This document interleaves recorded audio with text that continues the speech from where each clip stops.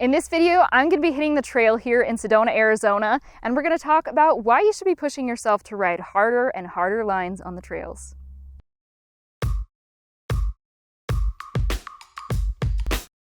Especially when we ride trails that we're really familiar with, it becomes really easy to fall into the habit of just taking the path of least resistance and just taking those easier lines that get us through the trail as quickly as possible.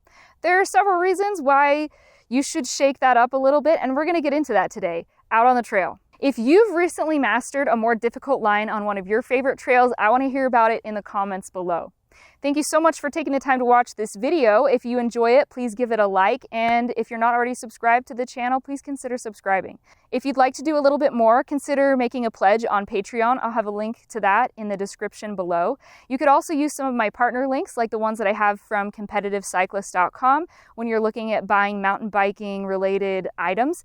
Another thing that you can do is use my new Club Ride apparel link. Yeah, I've got one of those. That's going to be down in the description, and that will get you 20% off. If you're not familiar with Club Ride's line, let me show you some of my favorite pieces right now. One of my big staple pieces right now is the Club Ride Whirl fleece jacket. I love this. It's full zip, really phenomenal pattern design and cut. It feels sporty and flattering. I like the drop hem in the back. That keeps the hem from crawling up underneath my pack while I'm riding. Next, these are my Savvy shorts. I have these in this kind of pinkish red color. I also have them in blue and a charcoal gray. They have some nice scalloping details that give it kind of a board short feel. They have a gusseted fly instead of a zipper. Just a nice, comfortable, all-around mountain bike short, perfect length for when I'm wearing knee pads as well. I'm also wearing the Bandera shirt right now in this nice chambray color. I also have this in gray. They have this in quite a few prints, but I tend to love the solid colors. The burgundy looks really cool. I think the reason why I like the solids is because it's a little reminiscent of the Dickies mechanic shirts that were so cool when I was in high school in the late 90s and early 2000s. So this is kind of one of my favorites. It's also got that handy little pocket that comes in handy a lot. Two more items that I wanted to mention are the Joanne Dirt short. They are the perfect midi short, very comfortable. They've got a little bit of stretch to them. I also have been wearing the Trixie Tank jersey a lot on the trainer. It's got a nice mesh panel on the back and these nifty little pockets.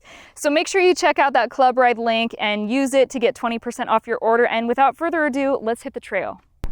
I'm riding my Ibis Ripley today. On a day like today when I'm going to be sessioning some climbs, this is just such a fun bike to whip out for that kind of thing. I'm on a trail called Chimney Rock Loop, and this is a really short loop. It's probably less than a mile and a half. I'm running it clockwise. All right, we've reached our first techie section. So why ride more challenging lines? The first reason is pretty obvious. It will just push you to acquire skills that you will never acquire if you're just riding easy lines. The other reason has to do with being good trail users. So if we come up here, you can see this is quite a wide trail anyway. And the middle of the trail is here. There's a little bit easier line right here, but you can see over time, this trail has pushed out even a few feet more because by coming this far to the side, people are able to get completely around the rocks and not have to deal with trying to motor up them. There's times where it's okay to take an easier line, but if it's a situation where the easiest line is making the trail wider, we should really be pushing ourselves to try and do something at least a little more challenging. But even with that, even riding official lines on this trail, you've got a lot of options here. So I would say for me, normally I take this. It's mostly a nice little ramp, which is a couple little 2 and 3 inch ledges. But this is a nice, maybe like 12-inch lift. I have a tendency to just kind of like mash at and pedal up things because I know that I can usually get lucky and make that happen. But today, I think while I'm out here, I'm going to use this as an opportunity to practice having a little bit of finesse with setting my front and back tire on things. So let's do it. That's kind of my default, is just like mashing at it and like pedaling my way through it. But I really got to get my brain going and just like do that little scoot forward to lift the back wheel. Well, I was a little bit late with the timing, but I was at least doing the motion. Yeah! Woo! Now it's just all about getting in the reps. The more I do that, the more naturally and easily it's gonna come, especially the timing. All right, we're at our next line. Let's take a look. I do feel like the original trail probably stops around here. And I feel like a lot of this is just kind of creeping and creeping and creeping as people are looking for kind of a high, easy line around that.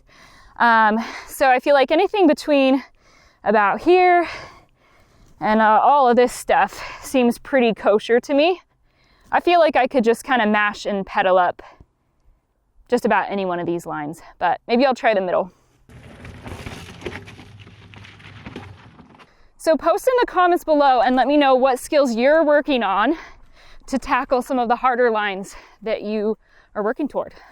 All right, this next feature is a perfect example of what we're talking about when we talk about people widening trails. So the main trail comes up here, and it's just kind of this steppy little punch up there. But you can see another line is forming over here, and they've started to create a trail up here that is only got like one small, like maybe 2-inch ledge in it, so it's a little bit easier line. And you'll see the same thing up here. Main center of the trail comes up here, so you could take maybe this line or this line if you want to take a bigger lift, but you can see this is getting wider over here. Now, one thing that I'd like to mention for those of you who are a little bit newer to riding or newer to riding rock is that this can look a little bit intimidating with all of these different rock levels, but because the gaps between these rocks, none of them are very big, the wheel is just going to span any of the gaps in between these little ledges and just smooth them right out.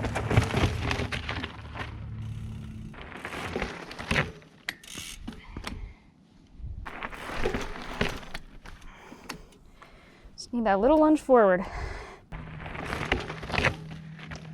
I was able to pedal through it, but this is going to be such a great place for me to come back and practice doing that strategic wheel lift.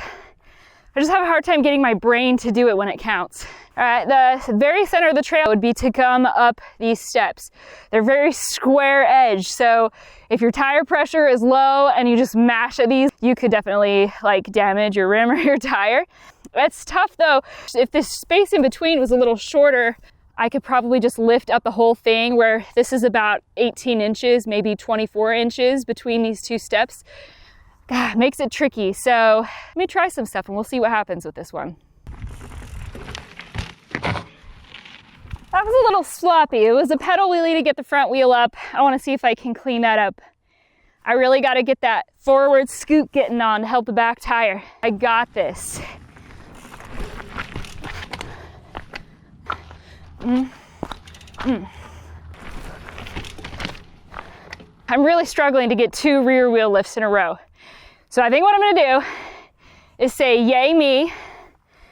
I'm getting the front tire up, and I need to look for a single step and just really practice that timing. Lift and shift. I love sessioning. It's so fun. Great way to make a boring ride that's solo a little more interesting. The line I've been taking on this one is just to kind of hug the left side where it's mostly smooth. But I feel like what I could do is kind of come in between and kind of roll up this stuff here and then just see if I can crank through there. And man, this looks so flat on a GoPro. Then once you get to the top of that, you've immediately got this section here. And the line that's being created is kind of coming here, widening the trail. I might just see if I can just do straight up.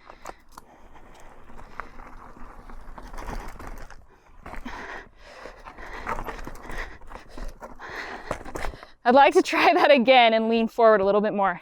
Gotta get my rock climber battle cry on.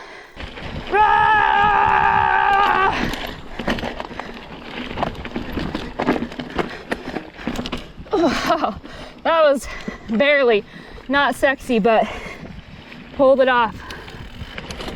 Last little string of climbing.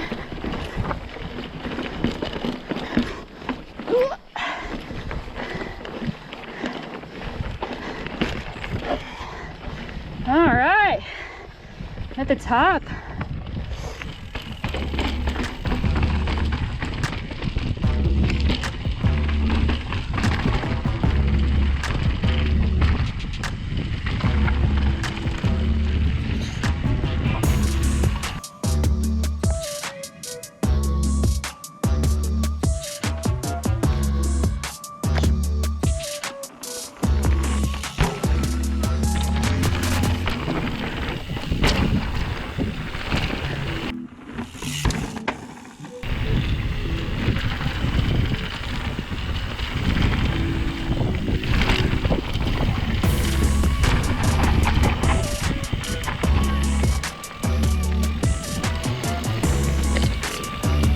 That is it, you guys. That was so fun. Thank you for watching. Have a happy holiday season. I'll catch you next time. Get dusty.